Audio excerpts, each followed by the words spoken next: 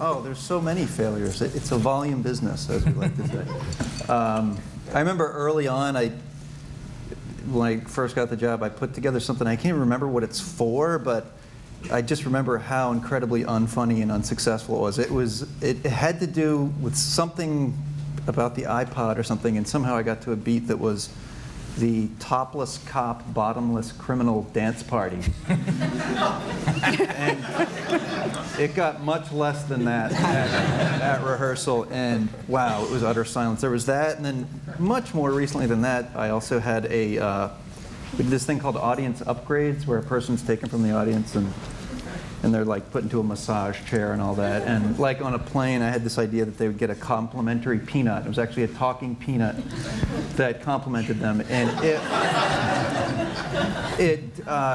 there were scientists from NASA there that said it was actual deep space was created from the silence that happened after that. But there's plenty of those types of things, mostly from Berkeley. No, just yes.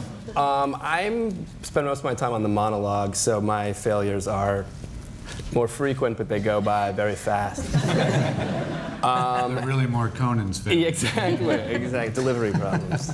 He never.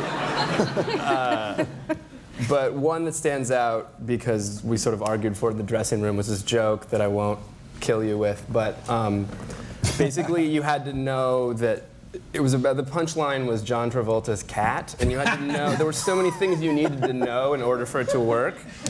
And we talked him into doing it, and it was another sort of deep space moment after just like tumbleweeds and completely silent. Terrible.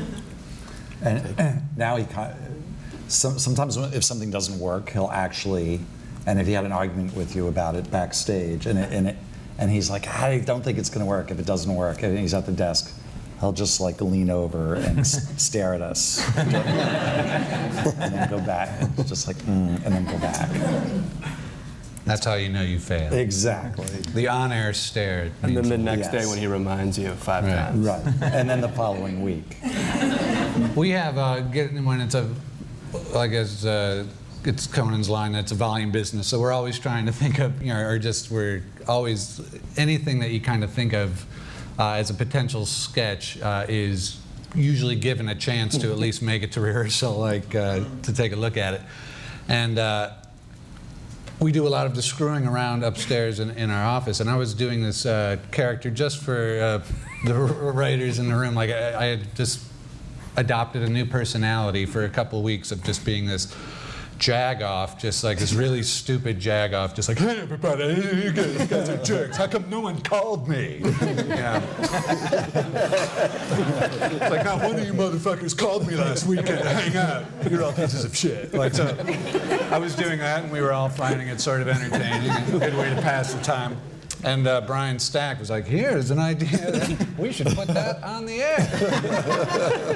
And so I just remember, I don't know if I helped write it, but I do remember getting to rehearsal, and it was like a 9-page script. It was very long for the short kind of stuff we usually do. And the rehearsal went okay because we were all there laughing at something that we thought was funny. And then on the show, it came across like we all realized it at the same time, like, oh, to people who don't know what's going on, I just look like I'm mocking, a retarded person. And it was stone cold silence. And I remember just because the first thing was like, hey, Conan, what are you doing? And the audience was just like, you could see this, like, oh my God, they're not actually just putting a guy acting retarded up there. And in my head was just this image of there are 9 pages to go.